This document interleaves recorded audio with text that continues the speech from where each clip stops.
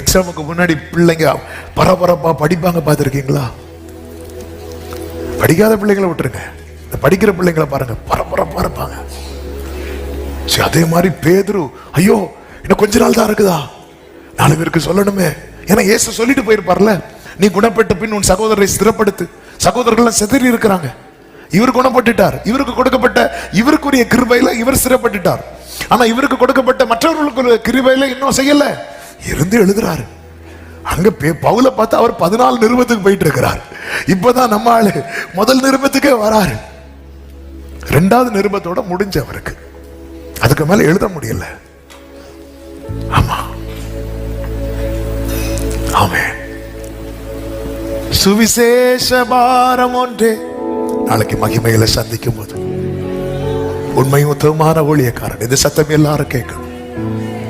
White and white போட்டு ஊழியர் செய்யறவங்க மட்டும் இல்ல, சுவிசேஷம் சொல்லுகிற அத்தனை பேர் காதிலும் இந்த சத்தம் கேட்கும்.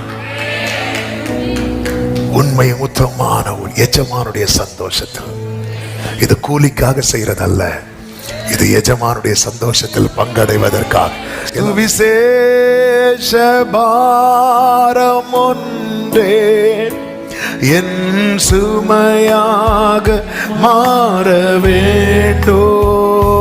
சுவிசேஷ பாரம் ஒன்றே, ஆமென், என் சுமையாக மாற வேண்டும்.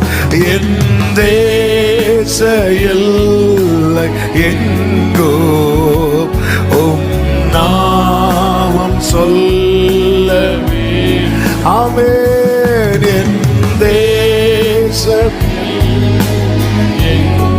ஹல்லேலூயா. ஆராதனை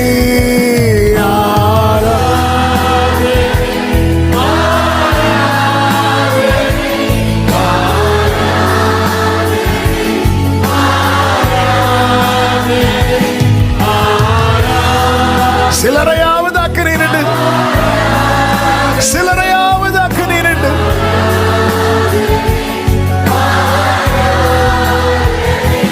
அன்பரேசு ஆவியானவரே, ஆமென். சிலரையாவது அக்கறையிட்டு நான் தப்பு வைக்கணும் ஆண்டவரே.